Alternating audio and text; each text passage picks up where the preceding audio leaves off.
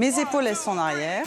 Des adultes qui retournent à l'école. C'est pas facile, hein. Mais pas n'importe laquelle. Cours de maintien, leçons d'élégance et de langage. L'école des bonnes manières. Les dames, évitez le trop, le sexy. Les entreprises n'hésitent plus à payer pour former leurs vendeurs au savoir-vivre. Avant tout, le savoir-vivre, c'est un outil de confiance en soi. Marc en a bien besoin. Vendeur dans un magasin de luxe, ses patrons ne lui ont pas laissé le choix. Une expérience qu'il ne va pas oublier. Car c'est aujourd'hui devenu un fléau. Politesse, règles, bienséance. Les vendeurs en magasin auraient perdu le sens de l'accueil. Exemple dans cette agence d'intérim parisienne. Ce matin, c'est jour de recrutement pour de jeunes vendeurs. Justine, 23 ans, se présente pour un poste. Elle a arrêté les études et depuis, elle accumule les jobs de vendeuse par intérim. En fait, c'est que c'est pas dur d'en trouver, c'est dur de le garder longtemps. Dur de se faire embaucher dans un métier de service où les bonnes manières tiennent une place importante. Justine va l'apprendre à ses dépens. Elle se présente à l'entretien en mâchant son chewing-gum. Elle fait même des bulles. Pour Sandrine, la recruteuse, ça a du mal à passer. Vous savez qu'en magasin, le chewing-gum est interdit, hein, comme le portable. D'ailleurs, j'ai une note d'information qui vous explique le fonctionnement de l'agence et le comportement à avoir en Pire magasin. encore, en moins d'un quart d'heure, Justine va faire une deuxième faute. En plein entretien, elle répond à son portable comme si de rien n'était. Oui. Ouais. Mais ok. Non, c'est bon, c'est cool. D'accord. Bah, je trouve Donc, Ouais, ciao. donc voilà. Donc la preuve, hein, c'est écrit en gros, éteignez vos portables. Bon, bah écoutez, je vous tiens au courant. Pour Sandrine, c'en est trop. D'accord. Justine ne sera pas retenue. Donc, c'est sûr que c'est le genre de candidat qu'ici, on ne prend pas. Hein. Ah non, du tout, du tout. Pour remédier à ce genre de comportement, impolitesse, retard, négligence vestimentaire, certaines boutiques ont décidé de prendre les choses en main. Nous retrouvons Marc. À 52 ans, il travaille dans ce magasin de jouets haut de gamme. Depuis 8 ans, pourtant, avec la clientèle, ce n'est pas toujours ça. Vous allez bien? Oui, bonjour Patrick, vous allez bien? Anne, la directrice, le reprend régulièrement Touchez-le, touchez-le. sur la qualité de son accueil. On n'oublie pas d'ouvrir la porte au client. Voilà. Ça, c'est l'accueil, c'est très important, ça, l'accueil.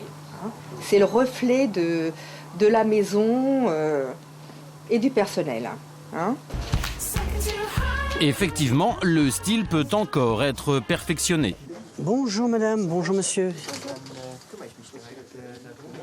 La formation permet de rappeler certains codes. Voilà, et de me remettre en mémoire certaines choses, comme de ne pas dire bonjour messieurs, dames, de ne pas dire au plaisir, de ne pas dire merci bien. Voilà, ça permet de remettre les choses à la bonne place et de faire comprendre à certaines personnes qu'elles n'ont pas nécessairement toujours, c'est pas tout le temps le langage approprié. Alors pour faire taire les critiques dans le magasin, pour pallier ses défauts de présentation, ses approximations, Marc va devoir suivre une formation offerte par sa direction. Ça se passe dans un appartement bourgeois. Tout le personnel du magasin en profite. La directrice, elle aussi, assiste à la séance. Et à mon avis, il faut que vous écartiez un tout petit peu les jambes. Un peu Et moins. pour commencer, cours de maintien. Gabrielle Delesquin est professeure de savoir-vivre à la Belle École. Elle croule sous les demandes des entreprises. Donc dans les choses plutôt à éviter, un manche court, cravate, c'est quelque chose on oublie. Les chaussettes doivent être de couleur foncée ou en gris anthracite, etc. Et elles doivent être hautes. C'est-à-dire que l'idée, c'est que quand vous vous asseyez, on ne doit pas voir vos jambes. La règle du bonjour. Toujours bonjour madame, bonjour monsieur. Pas de bonjour messieurs, dames. Ça, c'est vraiment à prohiber. Au plaisir, qu'on entend beaucoup, énormément, ne se dit pas. Donc c'est soit au plaisir de vous revoir et ce sera parfait, soit au revoir, ce qui est plus commun et en revanche, ce qui est la règle. Pour que les élèves retiennent bien leur leçon, rien de tel qu'un exercice en situation. Cette fois-ci, c'est Patrick, les mains jointes, qui passe sur le grill. Marc jouera le rôle du client. Certainement. J'ai un petit garçon de 2 ans. Mais le professeur doit déjà intervenir. L'accueil de Patrick ne va pas du tout. Beaucoup trop raide. Est-ce que je peux juste vous arrêter? Donc, il faut vraiment vous mettre dans la peau, en fait, de je suis une maîtresse ou un maître de maison et j'accueille chez moi. L'idée, c'est qu'il passe un bon moment, que ce soit un moment un peu d'exception. Coût de cette matinée de formation, 250 € par personne. En un an, 800 clients ont suivi ce cours. Marc en a déjà tiré les leçons. Rectifier certaines choses. Comme quoi, que je disais, je pense, au plaisir, par exemple, que j'avais tendance à dire, que je ne dirai plus. Donc je vais gommer cette phrase-là et dire au revoir, voilà. Et après seulement 3 heures de stage, Voici monsieur, alors regardez, donc ça c'est pour le garçon. D'accord. Et ça c'est... Marc a semble-t-il eu le déclic, dextérité et sourire. Le savoir-vivre devient le savoir-vendre.